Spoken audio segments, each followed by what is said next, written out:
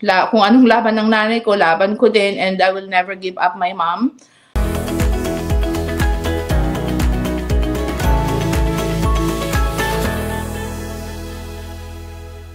Hey guys, you're in a nutshell with me, Ina. Sa episode na ito, guys, I am appealing to your kind hearts and generosity. Naku, pag narinig nyo itong ongoing struggle ng ating kababayan dito sa Canada. You know, we have different reasons of bringing our loved ones in Canada. Itong kakausapin natin, citizen na po siya dito actually. And she is working on getting her mom move here to Canada. Dahil siya na lang po talaga ang tumatayong tagapag-alaga sa kanyang mami. At dagdag dyan, isa rin po siyang single parent. But of course, you know, there are things that we don't expect to happen. Kakwento po yan sa atin ni Jovelyn or Jovi Ballesteros. Isa po siyang nurse in Toronto. Hi, Jovi. Hi po. Good afternoon po. And sa mga kikinig or nanonood po. Yan. Okay. Actually, guys, no, you might have heard about Jovi's story na interview na siya sa Omni News. Sa totoo lang, I intentionally, Jovi, hindi ko pinanood para kako magkaiba ka, magaya ko yung flow ng kwento ba doon sa kanilang report. Pero nakita ko, meron pong GoFundMe page si Jovi. I will share it with you for a while.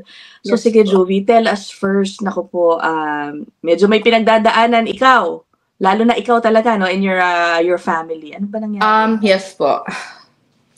Oo, your mommy. Ano nangyari kay mommy? So, bali po, last week of December, about December 30 po, that was the first consultation of my mom. Mm-hmm. And, kasi nga po, di ba, winter po dito sa Canada. So, mostly si nanay po naka-sweater, ganyan. Paggaling na ako ng trabaho, nakatulog na, ganyan, nakahiga. So, hindi ko po masyadong nare-recognize yung skin changes niya, ganyan. So, until one day, we had a breakfast po. Sabi ko, Ma'am, you look so yellow. What's going on? And then, sabi niya, I'm okay. Pero, since I'm not comfortable po, sabi ko, you know what, let's finish your breakfast. And then, sabi ko, punta tayo sa doctor. And then, pagdating namin sa doctor po, ang suggest po ng family physician ko is to have a blood works at that time, and then abdominal ultrasound kasi based on the physical assessment of the doctor, mom is not like really doing well. It's not normal for her to have that color, and based on also the assessment of the doctor. So the following day po, and most likely that end of December and January is like holiday din po. So nagawa po yung abdominal ultrasound at tsaka blood work si nanay January 2. And then we have a follow-up check-up January 4 po. The results not really great. So based on the ultrasound, they suggest MRCP, which is MRI procedure po. Mm-hmm. Para may visualize kung nasaan yung obstruction, kung may obstruction man.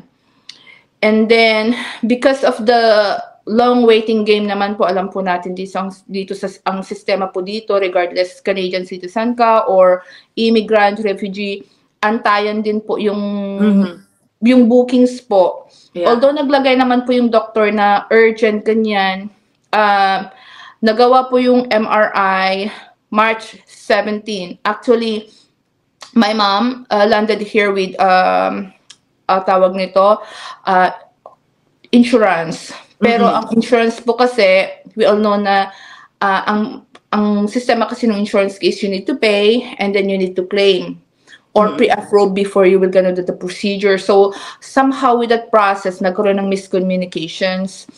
And then, although alam na nila na may MRI yung nanay ko. And then, that was March 17 nung MRI niya sa Northern. March 20, lumabas yung result. So, may tumor nga po si nanay sa may ampulla of Vater, sabing ganyan sa may result. So, pinamili ako. Yung tumor? Sorry, Jovi, saan nakita yung tumor? Sa may ampulla of Vater, sabi niya po kung saan dumadalo yung abdo po natin. Oh, okay. Something like that po. And then, So, sabi ng doktor, either I will refer you to gastroenterologist or you go to Emerge. So, at that time po, dahil gusto ko pong makita agad ng doktor yung nanay ko, sabi ko, let's do the Emerge. Sabi ko ganyan, can you please refer me to Mount Sinai Hospital? Kasi doon po ako nagtatrabaho ngayon. So, noong nagpunta po ako sa Emerge, ang sabi naman ng doctor, which is they're very generous po, sabi nila, nakita nga nila yung result, nakita nila yung mga previous test ni nanay, ultrasound, ganon. So sabi nila, we can do this outpatient, sabing ganyan, but then because yung may mga line up din po, hindi nila nagawa right away. Mhm. So, they discharged my mom kasi my mom can still eat, can still drink naman po. Wala naman po siyang like very severe symptoms at that time. So they are okay naman po na iuwi ko si nanay. Kasi iniisip ko kung mag-stay kami si nanay, aantin namin yung procedure. Tataas din po yung hospital bills namin, wala naman po siyang OHIP, wala din po. Oo. Kumbaga, mahirap pong i-compromise din yung situation namin ng nanay ko. So sabi ko, if you are okay po naman na iuwi ko si nanay, sabi ko ganyan, iuwi ko yung nanay, and then kapag naka-schedule na siya for her endoscopy, sabi ko ganyan, or ERCP, then saka ko po siya ibabalik para naman po hindi masyadong, hindi ako magagastuhan masyado. So sabi nila, yeah, sure, sabing ganyan. And then, very thankful po ako sa social worker ng Sinai kasi she tried her best na bigyan ako ng mga community resources, ganyan. Saan ako pwedeng humingi ng tulong, ipa-check in yung nanay ko sakaling magkaroon mo siya ng mga succeeding, issue, blood works. They can help me to facilitate my mom na free consultation or free blood works po, ganon. Which is, I was able to reach out. Meron nga akong clinic po, pero sa may Scarborough. Pero sabi ko, di bali na kahit malayo, sabi ko, basta nakakatulong sila financially and for us. Kumbaga wala po ako sa position na mamili ngayon, di po ba? Oo. Teka muna, Jovi, medyo lang, no? Can you expound a little bit? Ano naging complication doon sa kanyang travel insurance? I-clarify lang natin for the viewers, Si Mami is naka-super visa. Yes po, naka-super visa. Naka-super visa. And meron siyang travel insurance, Kasi baka sabihin nung iba, nako, wala. Meron, pero ano nga ba talaga nangyari? Anong naging complication? So, nung una sinabi ko na right after ng visit namin sa Sinai, sinend ko po lahat ng mga information. So sabi ko, my mom's needs ERCP. That's per recommendation ng mga doctors. So sabi nila, yeah. So they need to review daw po yung cost. So nung una sabi nila, yeah, we will gonna parang pre-approve pa lang po. So pag pre-approve, either denied or approve. So at that point, nakipag-coordinate po ang UHN sa akin. So, kasi ang alam ko po, magagawa una yung procedure niya sa Mount Sinai. And then later, sabi ng UHN, sabi niyang ganyan, yung ERCP ginagawa lang ko sa Toronto Western, sa UHN po. So sabi ko, okay. Kasi sabi ko, kung sa Mount Sinai, sabi kong ganyan, malaki ding bagay na makikita ko yung nanay ko, like majority of the time, kung halimbawa po duty po ako, ganon. Anyway, noong sinabmin na po yung yung estimated bills, that was April 1st, Diyos ko po, parang sabi ko, April Fool's Day po ba to? Kasi nearly 60,000 po yung cost ng ERCP, endoscopy, consultation fee, blood works, and follow-up. Grabe. So sabi ko, saan nakukuha ng 58,000? Kung $2,000 po, pwede ko pong i-provide yun. Sige, gawin na natin yung procedure. Bahala na kung kailan ako bayaran ng insurance. Pero 58,000, that was 58,400 plus po. Wala pa dun yung halimbawa, God forbid, magkaroon ng complication ng procedure at ma-admit si nanay overnight. Ang pinakamababa po na room rates is 5,200 po. Ang ICU cost is 9,000 plus. Grabe, no? Kasama na doon sa computation na yun, yung kung may tatanggaling tumor, kasama na doon? Yung kwan po, doon sa may ultrasound po, meron po yung sample, kukuha lang po ng sample kasama na po. Okay. Yeah. Ay, grabe naman. So, Grabe po. nung pinorward mo yan sa travel insurance mo? Yes po, tumawag po ako sa kanila, sabi ko, would you be able to confirm, sabi ko sa kanila, would you be able to confirm that the insurance will gonna cover all the estimated bills? Please go over it, sabi ko ganyan, kasi mahirap naman po nasasabi, kasi sinabi nilang they will pre-approve, mahirap naman pong susubo ako sa isang bagay na hindi ko alam kung po makakabawi pa ako, parang ganyan. So sabi ko, would you be able to go over the estimated bills? Sabi ko ganyan, and if yes, you will gonna cover, please forward your confirmation to UHN, sabi kong ganyan. Tapos pa din po sila, naloka din sa taas ng babayaran. Sabi nila very expensive. Buti nga po clarify ko, kung hindi ko po clarify, o di pwede nilang i-deny, parang ganon, or what if hindi nila i-approve, di ako naman po ang kawawa, parang ganon. So, saka, I'm not sure, I mean, ano ba ang coverage dapat? Did you check?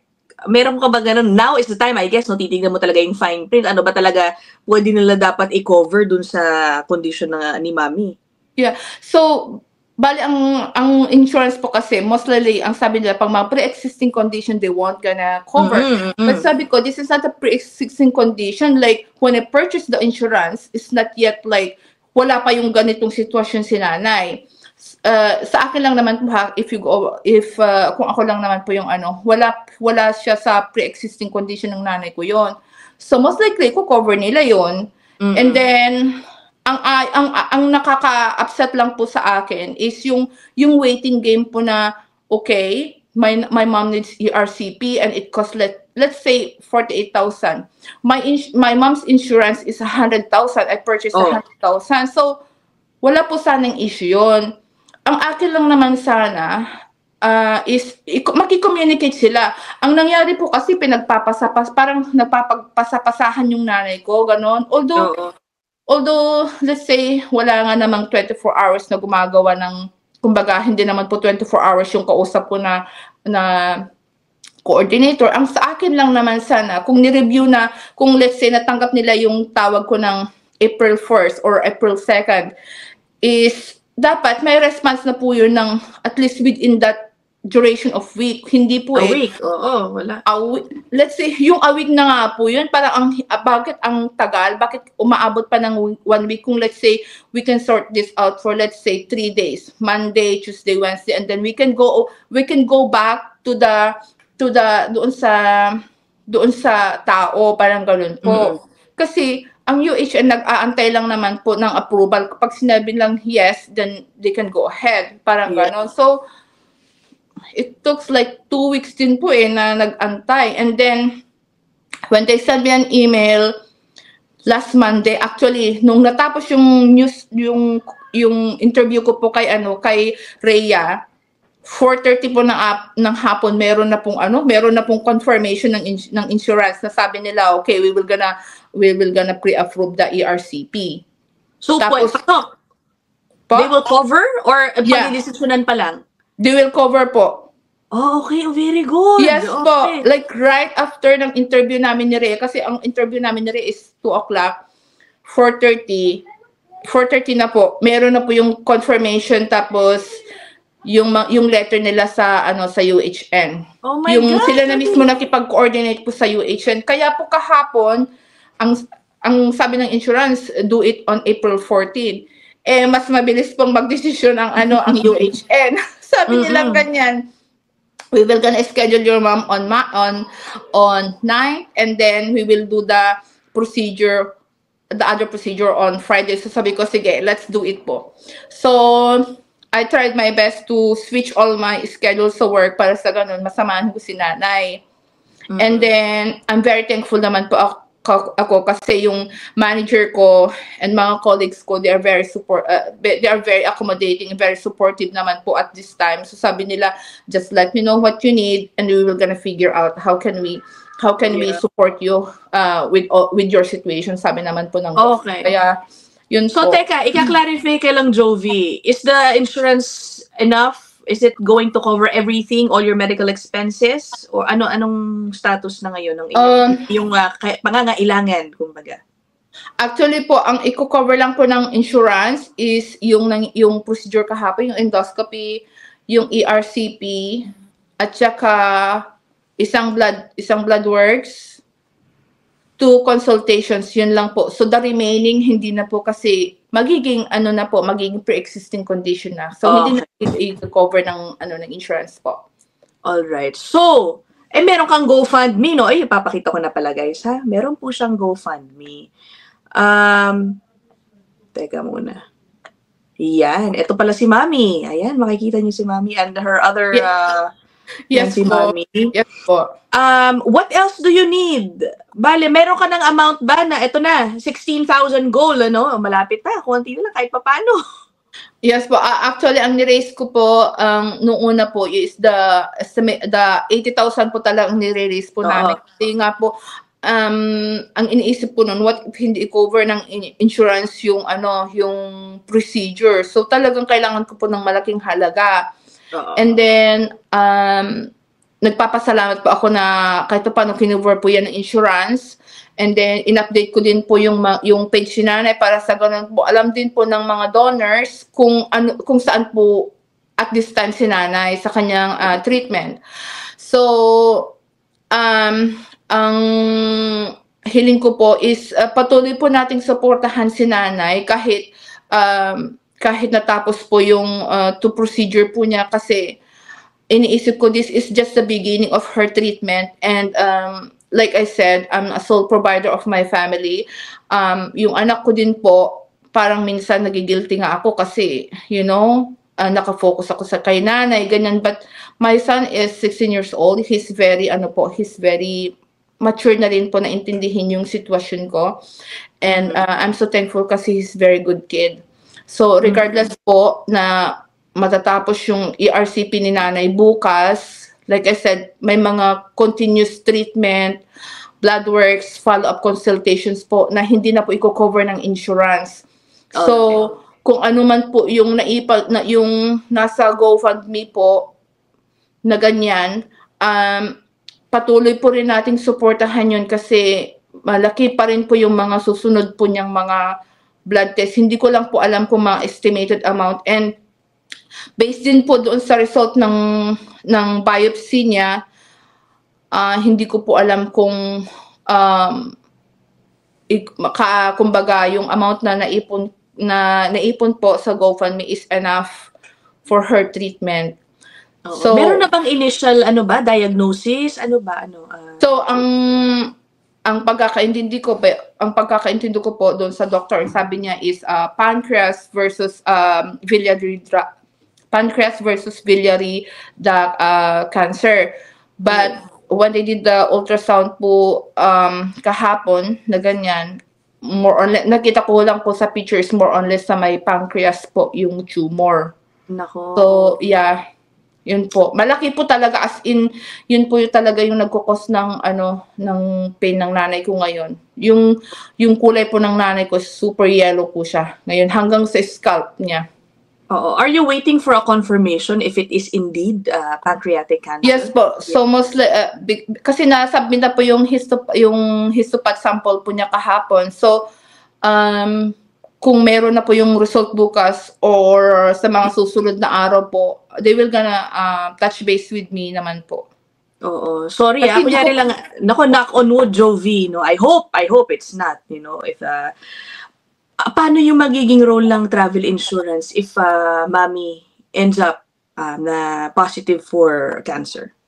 Bali, ang sabi po ng insurance is, ang advice po nila, actually, maganda po yung term na advice ko.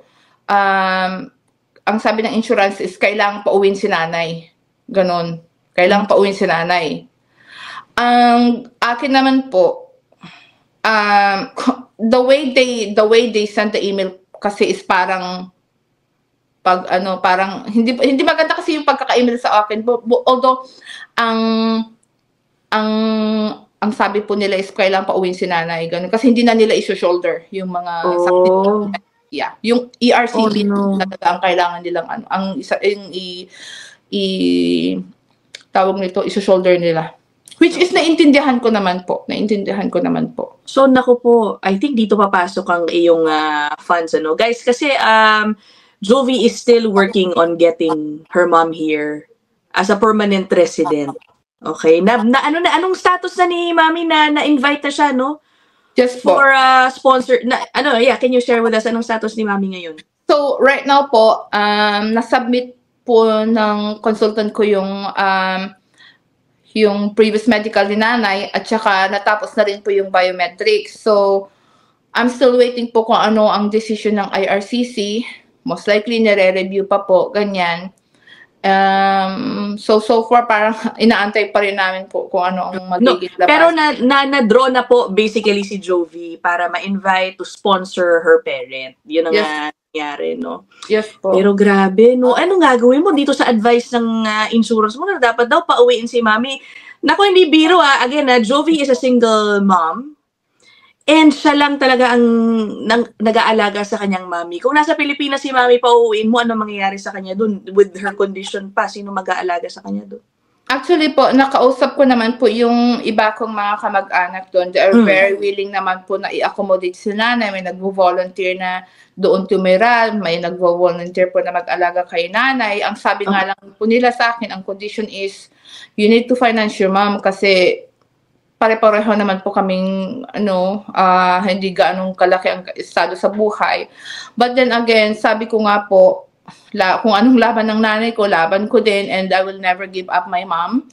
So, kung sa finances po, malaking tulong po talaga yung GoFundMe for my mom.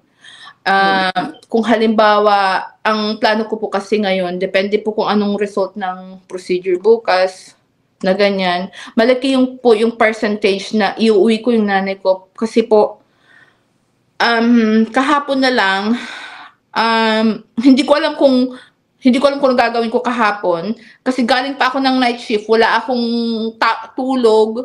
Before that, hindi din pa ako masyadong nakapagpahinga. Tapos maghapon kami sa hospital. So talagang pagod ako physically, inaantok ako, nagugutom ako, ang sakit na ng paa ko. Naaawa ako sa sarili ko, but at the same time sabi ko, this is not the right time for me to break down. This is the right time for me to be strong kasi ngayon nanay ko, inaasahan niya ako, ganyan. Pero, honestly po, Diyos na lang po yung kinakapitan ko, sa kanya na lang po ako umiiyak. Pero, yun nga po, sabi ko, hindi ko naman po i-give up yung nanay ko. Patuloy ko pa rin po siyang aalagaan, ganyan. Hindi naman ako ganun karami ng kinikita, sapat din lang po para sa amin. Pero, I'm still nananalig pa rin ako sa Diyos na gagabayan niya ako tsaka yung nanay ko. Pinagpipray ko ngayon na kung magawa man po yung procedure niyo bukas is lumakas si nanay, bumalik yung dati niyang kulay, and then hopefully may lakas po siya na mag-travel para sa ganun makauwi kami ng Pilipinas po kasi kailangan ko po talaga ng kasama na titingin sa kanya. Lalong-lalo na sa mga susunod po na procedure, hindi ko po talaga alam. Kasi kung dito lang po kaming dalawa, mahihirapan po ako at saka mahihirapan din po siya. Kasi pag mga tapos ang treatment, kailangan niyang may mag-aalaga sa kanya. Yung trabaho ko naman po, hindi ko man po pwedeng iwan basta-basta, ganyan. Although, may mga bakasyon na ibibigay sa akin ng boss ko, hindi naman po pwedeng pang long term lang po ganun. So, yun po. Oo. Ay, nako. I guess no, Jovi talaga. I will pray with you. Kayo guys, let's pray for Jovi and her mom. I guess you will just really ang dami mo pa kasing hinihintay, no? Tignan natin bukas. Siguro, Jovi, update mo na lang din ako, para dito sa episode. If gusto rin ng mga nakanood dito ng update tungkol kay Mami, ilalagay ko po sa comment section, ipipin ko any update that I will get about Jovi and her mom. And also, ilalagay ko rin po dyan sa comment section, ipipin ko rin po ang GoFundMe page. Thank you po, Miss Ina. Okay, Jovi, sige, I will pray for you. Nako, keep Thank us you so much po. Be strong. Nako, I can't imagine na mag-isa ka kasing, taking care of your son and your mom. No? Yes po, yeah. And Okay lang po ba mag-thank you ako? Of course, of course. Unang-unang po sa lahat, thank you for reaching out to me through our common friends, Lou and Hi, Lou. to Miss Rhea. Friends na rin kami ni Rhea. Thank you po sa lahat po ng sumusuporta kay nanay sa GoFundMe po. Hindi ko man po kayo kilala personally, at sa mga kaibigan ko po na patuloy pong sumusuporta sa amin ng nanay ko, marami pong salamat. Huwag po kayong magsawa. Like I said, this is the beginning of my mom's journey towards her recovery, and hopefully po hindi kuman po kayo mapasalamatan in a monetary or pinagpipray ko po na lahat po tayo maging safe, lahat po tayo healthy, para sa ganun po maipagpatuloy po nating ang laban ng buhay. And then maraming salamat po, Miss Ina, sa Ina lang. Ikaw talaga, Ina lang. Salamat, Ina, sa pag-guest nyo sa akin dito. And please continue to support my family and to my mom po, please. Okay. Guys, I am appealing to your kind hearts and generosity. Alam mo, mabait itong mga nanonood sa atin dito eh. Yan ang paniniwala ko. Okay, sige, punta kayo sa comment section, guys, if you wanna help out Jovi. Okay? So, thank you so much, Jovi. At in-accommodate mo pa ang aking no worries po. So much. Keep us updated and we will keep you guys in our prayers. That is it for this episode, guys. I'll see you guys in the next one. Thank you again, Jovi. Thank you. Bye! Bye po.